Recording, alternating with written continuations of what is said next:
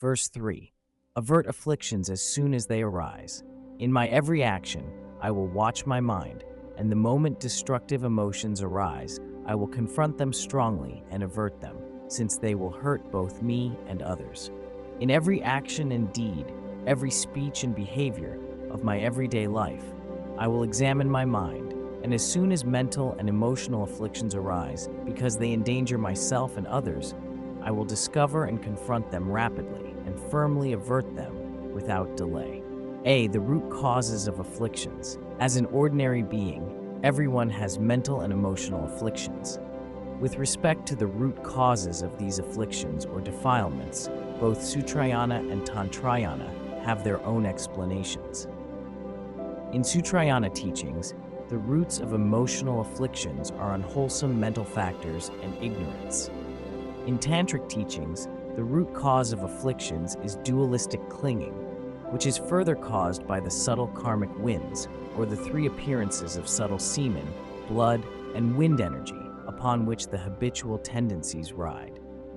As a result, Sutrayana tradition and Tantrayana tradition have different ways in counteracting mental and emotional afflictions. The Sutrayana way turns causes into Dharma practices, and the Tantrayana way turns results onto the path. Lord Atisha inherited the intentions of Asanga, and Langri Tangpa carried forward the style of Lord Atisha. Lord Atisha used to point out that if someone seeks the Dharma but does not apply it in counteracting emotional afflictions, his practice will be in vain.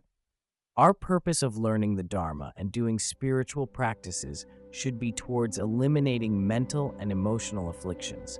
So what kind of antidote shall we use for this purpose? Here, Geshe Langri Tangpa's pith instruction is to observe and examine our mind in all kinds of activities, such as sitting, walking, lying down, and standing, for the purpose of seeing whether it is in a positive state, a negative state, or a neutral state. If it is in a negative state, which one of the 5 poisonous afflictions has it given rise to? Does it have any coming and going? Does it have a shape, color, or inherent nature? By repeatedly and carefully examining one's own mind stream in this way, a wise person will be able to counteract mental and emotional afflictions with mindfulness and alertness. When destructive emotions or bad thoughts arise, he will abandon them immediately and confess to them with deep regret. But a person lacking in wisdom does the opposite. He is unable to tell what is right or what is wrong, and may even mistake one for the other.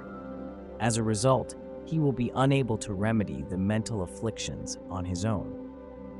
Our mental and emotional afflictions arise within the mind. If the mind does not give rise to these afflictions, even if we encounter unfavorable conditions, such as illness or other physical disability, we will not be endangered by any affliction. Modern medical science and physiology also share the belief that suffering and happiness are determined mainly by one's mental state. If one is happy, the physical pain is lessened. On the other hand, if one is caught up in mental suffering, the physical pain is felt even stronger. B. Destroy afflictions as soon as they arise. We should know that afflictions are manifestations of the habitual tendencies in our mind and can be eliminated completely through certain remedies. For example, among the Han students of the Fourfold Assembly, some had an obstinate character with strong mental and emotional afflictions when they first came to Larungar. After a certain period of time, by listening to the Dharma, reflecting and meditating upon it, they became more kind-hearted, had better personalities, and their wisdom increased gradually. Along with that, their mental and emotional afflictions decreased. However, once they paid less attention to the counteracting remedies, the old afflictions and habitual tendencies gradually rose up again. If they were able to keep practicing with diligence and perseverance, over the course of time, their minds would progressively become tamed, and the strong afflictions themselves would be brought onto the path. This was something that was experienced by every practitioner over the course of his or her spiritual practice. Here, The moment destructive emotions arise, I will confront them strongly and avert them, means that as soon as a disturbing emotion, such as anger, arises in our mind, we must extinguish it immediately and avert it without delay. As is recounted in the 37 practices of a Bodhisattva, when emotions become habitual, they are hard to get rid of with antidotes. Therefore, with mindfulness and vigilance, to seize the weapon of the antidote and crush attachment and other negative emotions. The moment they arise is the practice of a bodhisattva.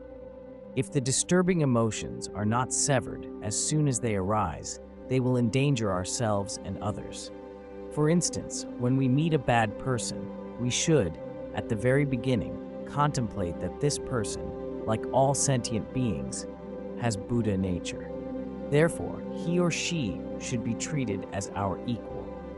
If we did not give rise to this thought or visualization from the very beginning, by the time we have begun to quarrel and have reached the height of our anger, it would then be virtually impossible for us to counteract the disturbing emotions through mindfulness and alertness.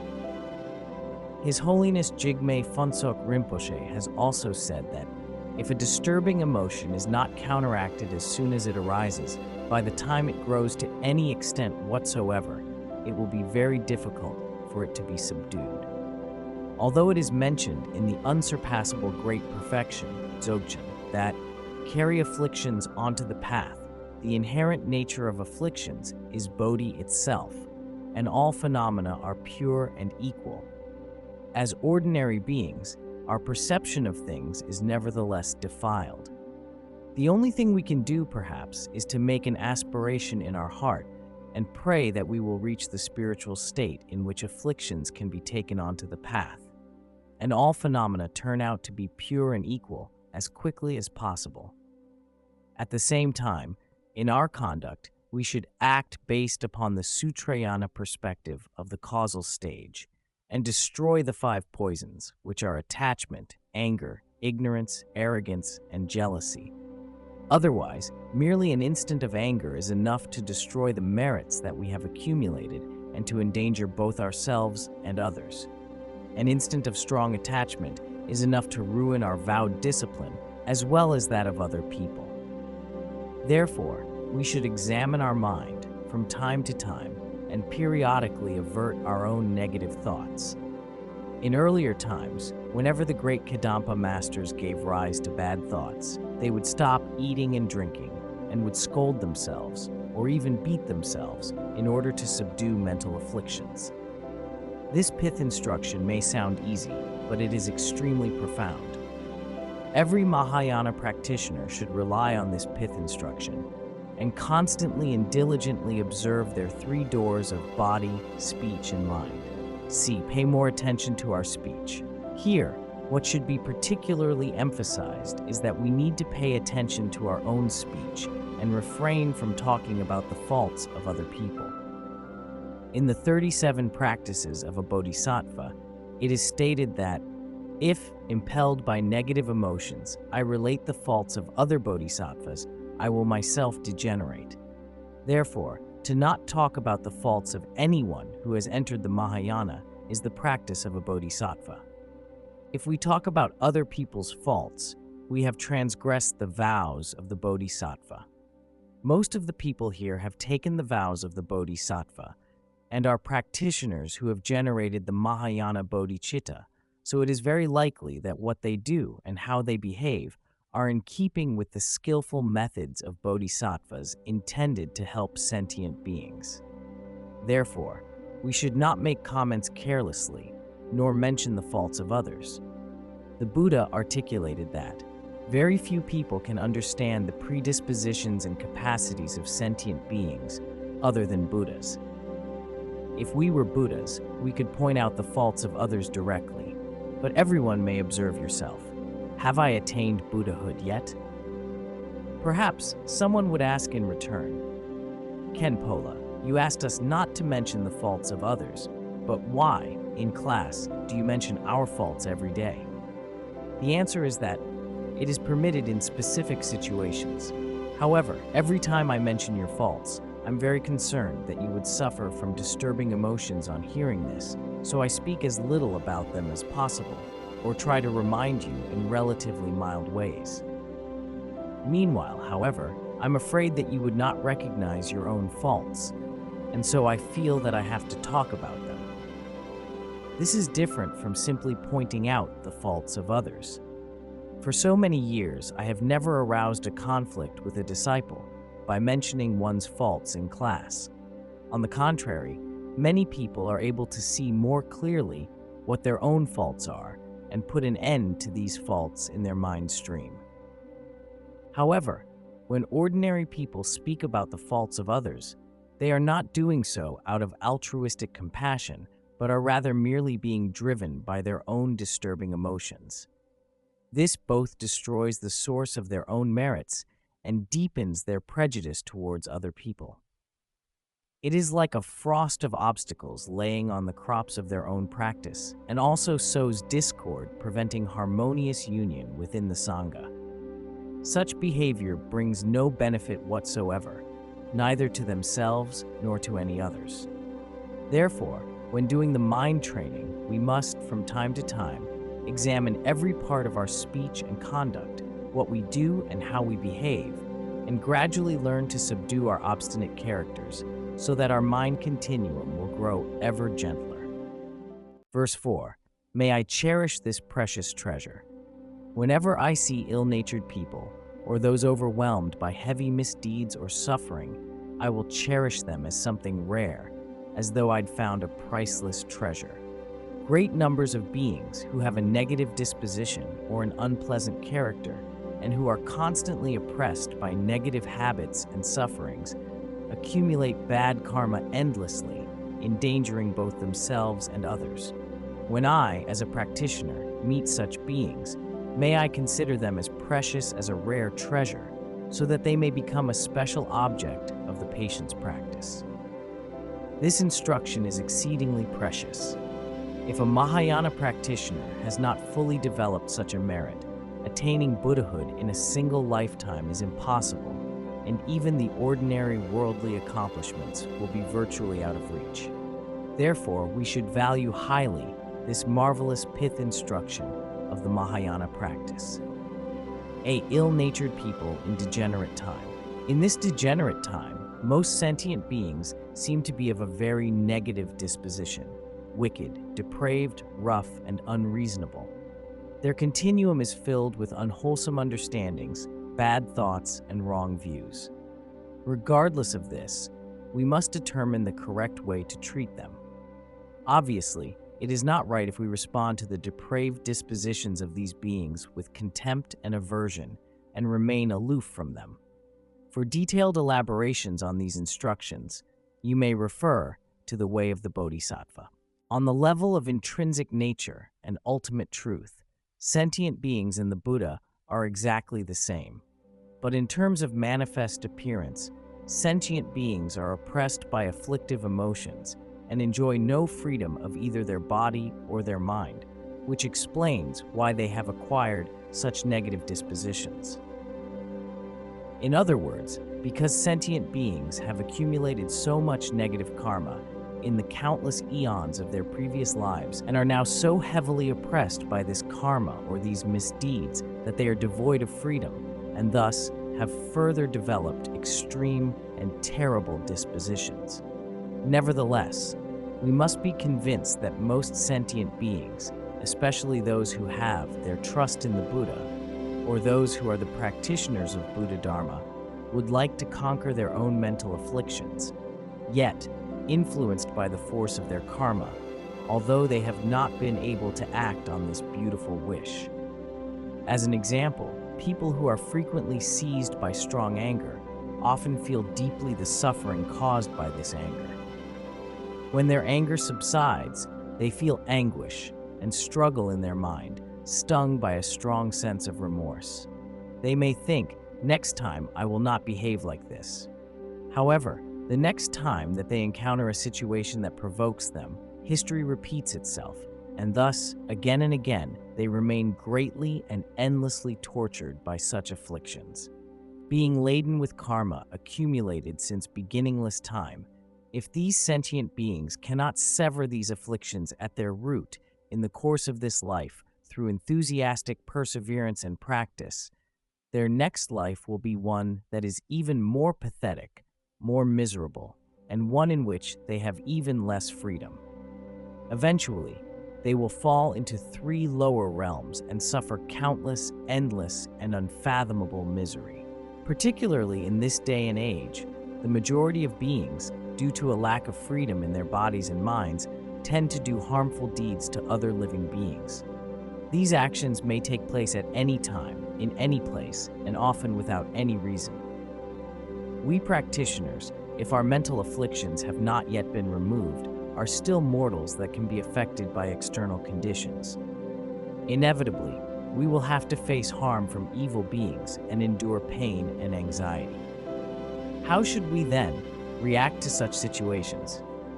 We should react using the key instructions given here. This verse has some resemblance to the second instructions of this text, but this one provides us with further illustrations on the pith instruction of deeper practice. Cherish them as something rare. Although there are all kinds of sentient beings who may have strong attachments, strong anger, strong ignorance, strong arrogance, or strong doubt, we cannot let aversion or aloofness towards them arise within ourselves. Actually, it is impossible for us not to interact with them, which has been explained in the first verse of this text. And in the 37 practices of a bodhisattva, it is also mentioned that, for a bodhisattva who desires the joys of virtue, all who harm him are like a precious treasure. Therefore, to cultivate patience toward all, without resentment, is the practice of a bodhisattva. Whenever sentient beings harm us, we should give rise neither to aversion nor to anger. On the contrary, we should receive them as a great jeweled treasure. This instruction is easier said than done. It is very difficult to even contemplate this, let alone to carry it out in action. However, we must first understand the reason behind and progressively learn how to put it into practice. All things are difficult before they are easy. Habits become second nature by getting used to them, little by little. Before long, we begin to act in these ways naturally. For instance, when we first tried to learn to use a computer, we might have been confused by its complicated operating procedures. But once we grew skillful on it, using a computer became a convenient way to do our work. When we begin to practice this spiritual instruction, we may also feel that it is difficult to become accustomed to. But if we keep trying, with the blessing of our guru combined with our own constant practice, we will finally find ourselves capable of applying it freely in our association with different kinds of people. As was said by Shantideva, even if I cannot develop compassion towards all such people who, through the arousal of disturbing emotions, set out to try to kill me, and so forth, I should at least refrain from being angry. And once, Venerable Dramtonpa asked Lord Atisha, if people beat me, curse me, or try to kill me, what should I do? To this, Lord Atisha replied in a way that was fairly close in its meaning to Thogme Zangpo's answer to this same question. If, in return for not the slightest wrong of mine, someone were to cut off even my very head, through the power of compassion to take all his negative actions, upon myself is the practice of a bodhisattva. See an inspiring example of Garcho Rinpoche. There was a well-renowned Lama called Garcho Rinpoche in Qinghai province who was persecuted during the Cultural Revolution. Every time he was persecuted, he would make the aspiration in his heart like this: today, may I practice patience for the sake of all sentient beings. Thus he exhibited excellence in motivation. During the persecution, when people were beating him, insulting him, or slandering him, he rested in a state of emptiness, free of conceptualization, and practiced the patience paramita. This was truly excellence in action. And when the persecution was over temporarily, he dedicated quietly, by the virtue of this practice of patience, may all those who have beaten me and cursed me, and all sentient beings, obtain Buddhahood. This again was excellence in dedication. When the Cultural Revolution was over, there was a freer political environment for religious beliefs. Many of the people who had participated in the Lama's persecution went to see Garcho Rinpoche to confess and repent. However, he always replied leniently, "You have nothing to confess. Without you, I would not have been able to practice the paramita of patience, and that was a supreme convenience. Therefore, I do not hate you at all. Instead, I owe each of you gratitude. So, please, forget about the confession." This was the unique and virtuous deed of a Mahayana Bodhisattva. It is indeed quite true that those who try to harm us are like a wish-fulfilling jewel, for they are the indispensable assisting factors for attaining Buddhahood. The Buddha has said that only those who have accomplished patience can become true Bodhisattvas. This is the standard being set for Mahayana practitioners, no matter whether it is in the way of the Bodhisattva, the 37 practices of a Bodhisattva, or in this text, 8 verses for training the mind. Therefore, when facing a bad person, we should repay their kindness with gratitude, just as we did to our precious and kind Lama. For we Mahayana practitioners, foes are the inexhaustible treasures that help us perfect the merit of the patience paramita. So we really ought to cherish them constantly as a precious treasure rarely found.